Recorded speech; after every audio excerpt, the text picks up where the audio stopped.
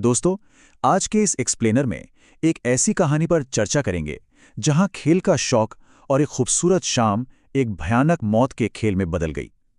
क्या कभी सोचा है कि एक मजेदार क्रिकेट मैच की रात अचानक सर्वाइवल की एक डेस्परेट फाइट बन सकती है? एक ऐसी सुहानी रात जहां क्रिकेट के सबसे बड़े मुकाबले का जश्न मनाया जाना था, वहां सिर्फ और सिर्फ जिंदा बचने की जद्दोजहद रह गई। चलिए सीधे इस रहस्य में चलते हैं और इस डरावनी कहानी को ब्रेक डाउन करते हैं।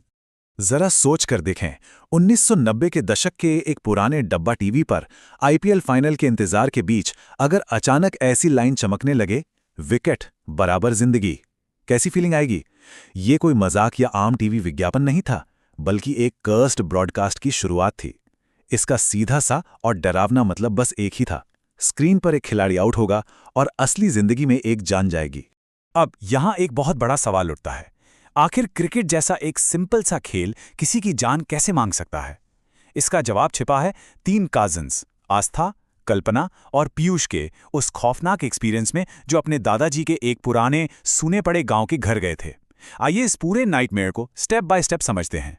अराइविंग एट हाउस नंबर 4, आस्था, कल्पना और पीयूष एक नीली जीप में इस धूल भरे पत्थर और लकड़ी से बने अजीब से घर पर आते हैं।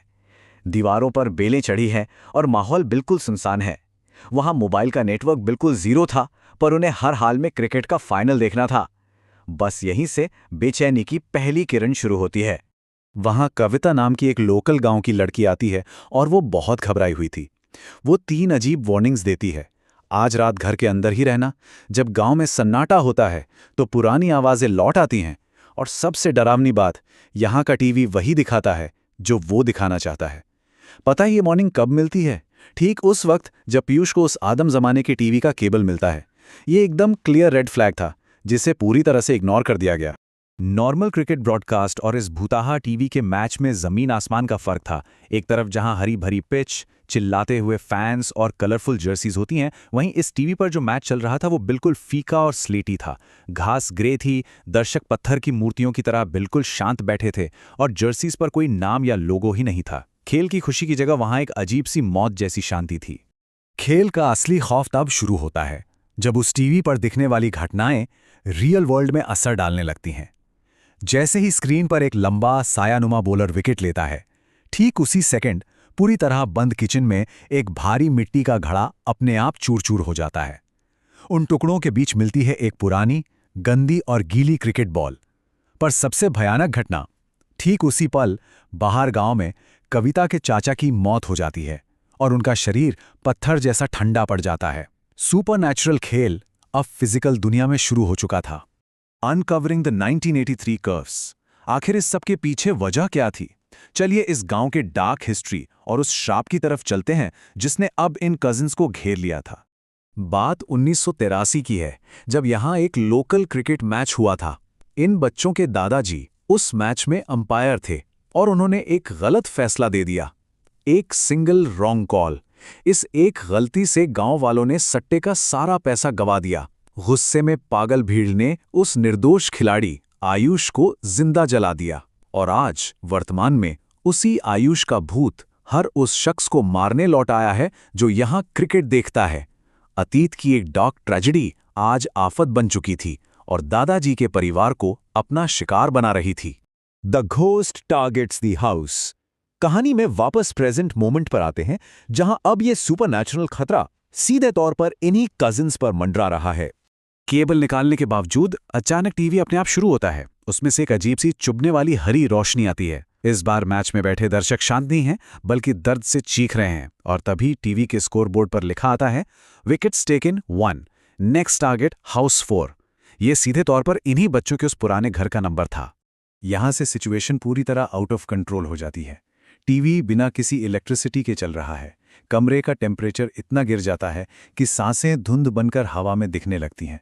स्क्रीन पर दौड़ते उस स्केलेटल बॉलर के कदमों की आवाज़ लकड़ी के फर्श पर हथौड़े की तरह गूंजती है, और जब पीयूष एक भारी बैट लेकर उस टीवी को तोड़ने की कोशिश करता है तो एक अदृश्य ताकत उसे वहीं पैरालाइज कर देती है। भूत अब पूरी तरह से हावी हो चुका था। इस जानलेवा गेम को रोकने का बस एक ही लूप होल था, और यहां आस्था की क्विक थिंकिंग ने मैजिक कर दिया। उन्होंने फटाफट दादाजी की पुरानी ट्रॉफी वाली अलमारी खोली, जहां एक हिडन डायरी मिली। उसमें साफ लिखा था कि ये खेल तभी रुकेगा जब अंपायर अपना फैसला बदले। बिना एक सेकंड वेस्ट किए आस्था ने जमे हुए पीयूष के हाथ से दादाजी के सिग्नेचर वाला बैट छीना। वो टीवी के सामने खड़ी हुई और अपने दादा की वारिस होने के नाते भूत की उस बॉल को नो बॉल घोषित कर दिया। एक रूल से दूसरे रूल को काटना, क्या कमाल का दिमाग लगाया। The morning escape. No ball बोलते ही उस हॉन्टिंग का असर टूट गया। टीवी का शीशा अचानक टूटकर बिखर गया, रोशनी गायब हो गई और कमरे में वो जानलेवा ठंडक वापस शांति में बदल गई। जैसे ही सुबह हुई, तीनों ने घबराहट में जीप स्टार्ट की और उस गांव से भाग खड़े हुए। उन्हें लगा कि नाइटमेयर फाइनली खत्म हो गया है। लेकिन असल झटका तो अभी लगना बाकी था दोस्तों। रास्ते में जब नेटवर्क वापस आया और पीयूष ने अपना टैबलेट चेक किया तो पता चला कि खराब मौसम की वजह से असली आईपीएल फाइनल तो उस रात हुआ ही नहीं था। जी हां, the real match was officially postponed. उन्होंने पूरी रात उस टीवी पर जो कुछ भी देखा वो एक डेडली सुपरनैचुरल रिवेंज गेम के अलावा और कुछ नहीं था। अब ये खुलासा एक सबसे डरावने सवाल को जन्म देता है। अगर कल रात मैच कभी खेला ही नहीं गया तो उनकी चलती हुई जीप की पिछली सीट पर आखिर क्या मौजूद है? क्योंकि ठीक उसी वक्त कल्पना के फोन पर एक अननोन वीडियो मैसेज आता है। उस वीडियो में उन्हीं की चलती हुई जीप का पिछला हिस्सा दिख रहा था। बैकग्राउंड से उसी अजीब से टीवी कमेंटेटर की आवाज आती है, अगला ओवर अभी बाकी है। और उनकी पिछली सीट से एक फीका स्केलेटन जैसा हाथ, जिसमें एक पुरानी क्रिकेट बॉल पकड़ी हुई है, धीरे धीरे ऊपर उठता है। सोचने वाली बात है, क्या अतीत के अधूरे खेल कभी पूरी तरह खत्म होते हैं? शायद नहीं। अगली बार रात को अकेले क्रिकेट देखते समय गाड़ी की पिछली सीट पर थोड़ी नजर जरूर रखनी चाहिए।